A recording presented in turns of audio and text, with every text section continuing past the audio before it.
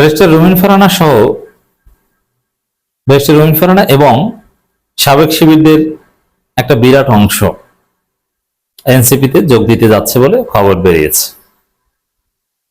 যেমন খবর, এনসিপিতে রুমিন ফারহানা, জুনায়েদ রাফে সহ অর্ধশত জুলাই পরিচিত মুখ যোগ দেওয়ার গুঞ্জন।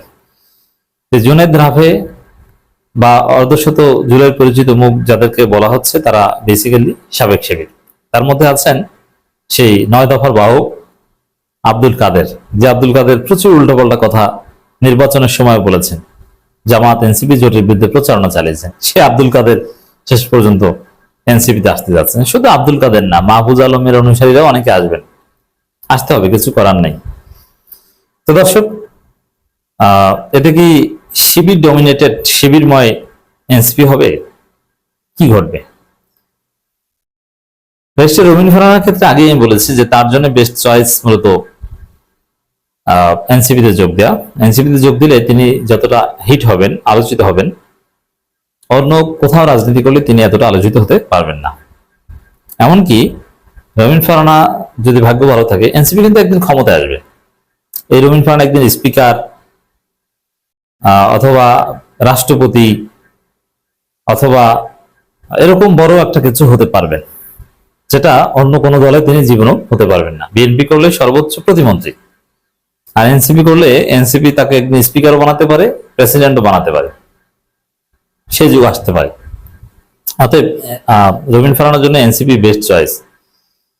আবার জামাতও খুব ভালো চয়েস, যদি জামাতে আসলে কিছুটা রিজার্ভেশনের মধ্যে থাকতে হবে, এটা ডেফিনেটলি। আর জামাতে একদম সর্বোচ্চ লেভেলে যাওয়া এটাও রুমিন ফারহানার পক্ষে সম্ভব নয়। রুমিন ফারহানা অত্যন্ত শক্তিশালী হবেন জামাতে যোগ দিলে, এবং ব্যাপক আলোচিত থাকবেন, হিট থাকবেন, সর্বোচ্চ মন্ত্রী হবেন, কিন্তু স্পিকার কিংবা রাষ্ট্রপতি বা এইসব পদ রুমিন ফারহানা জামাতে যোগ দিলেও পাবেন না। কিন্তু এনসিপিতে গেলে সম্ভব। এই জন্য এনসিপি রুমিন ফারহানার জন্য সবচেয়ে বেস্ট চয়েস। তিনি আসতে পারেন, রাজনীতির শেষ কথা বলে কিছু নেই। হাসনাত আব্দুল্লাহকে ফকির নির্পুত বলেছেন, বিএনপির পক্ষে কত কথা বলেছেন, এনসিপি কে ইউনূসের আমলে গালাগালি করেছেন, সমন্বয়কদের বিরুদ্ধে কত কথা বলেছেন। সেই রুমিন ফারহানা এখন এনসিপিতে আসতে পারে, আসা উচিত, দলে রাজনীতি জমে উঠবে।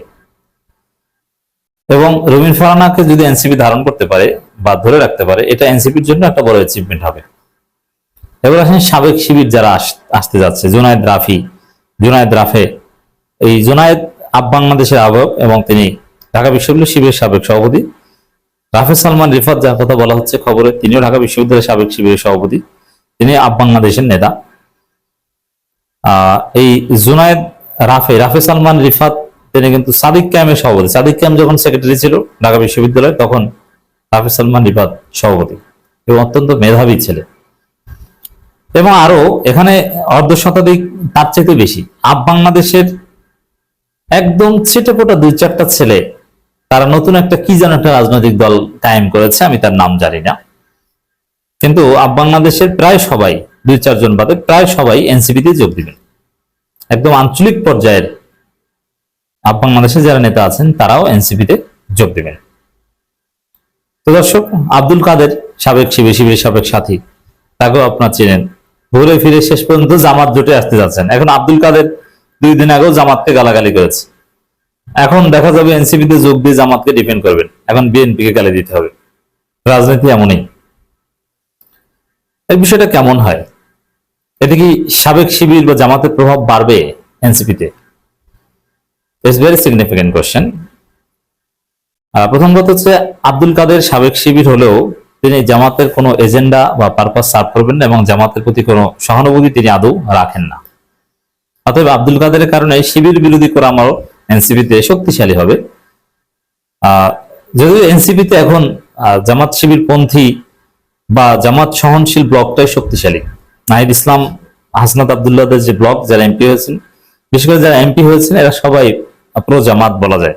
এখন প্রো জামাত বলতে ইন দি সেন্স, যেমন বিএনপিতে অনেক নেতা ছিল যে জামাতের সাথে একসাথে ইফতার করা যাবে না, আবার অনেকে ছিলেন যে না, জামাতের সাথে জোট করা যাবে। এবং খালেদা জিয়া যেরকম জামাত সহনশীল বিএনপি ছিলেন, আরো উপদেষ্টা মওদুদ আহমেদ খন্দকার, মাহবুব স্যার, এরা যেরকম জামাত সহনশীল বিএনপি ছিলেন, এরকম জামাত সহনশীল এনসিপি। এরাই এখন এনসিপির মূল নেতৃত্বে আছে, এবং যারা জামাত বিরোধী এনসিপি, বাম ঘরানার এনসিপি, তারা কিন্তু প্রচন্ড চাপ হয়েছেন এবং অনেকের পদ পদবি চলে গিয়েছে, অনেকে পদত্যাগ করেছে। এখন জামাত সহনশীল এনসিপি আরো শক্তিশালী হবে কিনা? হ্যাঁ, কিছুটা শক্তিশালী হবে। এই জুনায়েদ, রাফি এরা জামাতের প্রতি যথেষ্ট সহানুভূতি রাখে, যদি জামাত তাদেরকে মূল্যায়ন করে নাই, জামাতের প্রতি তাদের ক্ষোভ আছে বা কৃত্রিম বিরোধিতা দেখানোর চেষ্টা করে, কিন্তু তাদের রক্তে জামাত। তো এই জন্য এনসিপিতে জামাত সহনশীল কোরাম শক্তিশালী হবে, এদের যোগ দেয়। আবার রবিন ফারহানা চেষ্টা করবে যে জামাতের চাইতে দূরত্ব রেখে আলাদা একটা স্বতন্ত্র অবস্থান তৈরি করতে। অবশ্য দুই ধারাটাই এনসিপির জন্য কল্যাণকর। তবে বাংলাদেশ থেকে যারা আসবেন তারা নিজেরা আলাদা তেমন ভালো কিছু করতে পারবেন না। তারা মৌলিক নেতৃত্বে যাওয়া, একদম সভাপতি হতে পারবেন না, সেক্রেটারি কিংবা আরো কোনো গুরুত্বপূর্ণ পদ কিছুই পাবেন না।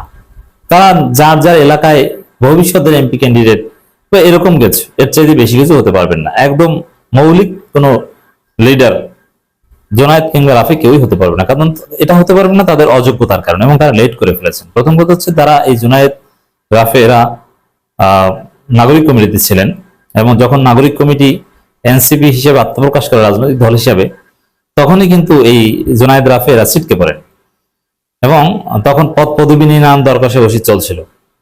তো ওই সময় তারা টিকে থাকতে পারেনি, এবং জোনায়েদ রাফিদের যে গ্রুপ, তারা তাদেরকে ধরে রাখতে পারেনি এবং তাদেরকে মূল্যায়ন করতে পারেনি। বরং জোনায়েদ রাফিদের গ্রুপের অন্য লোকজন ঠিকই পদ পদবি পেয়ে নিয়ে গেছে, তারা ছিটকে পড়েছে। এবং আমার যেটা অবজারভেশন, জোনায়েদ, রাফি এদের পলিটিক্যাল কোনো কোয়ালিটি নেই। এরা ভালো ছেলে, সৎ লোক, কিন্তু প্রচলিত রাজনীতির যে মার্কাস, এগুলো তারা বোঝেন না, এবং এই জায়গায় তারা ফিট না। এই জন্যে সাবেক শিবিরদের মধ্যে যারা প্রচলিত রাজনৈতিক মার্কাসে ফিট, যেমন আব্দুল্লাহ আলামিন বা আরো যারা আছে, তারা কিন্তু এনসিপিতে অলরেডি এস্টাবলিশড। নতুন ভাবে জোনায়েদ, রাফিরা আলাদাভাবে তেমন কিছুই করতে পারবে না, জাস্ট ছোটখাটো কিছু পদ পাবে, ওটা নিয়ে সন্তুষ্ট থাকতে হবে।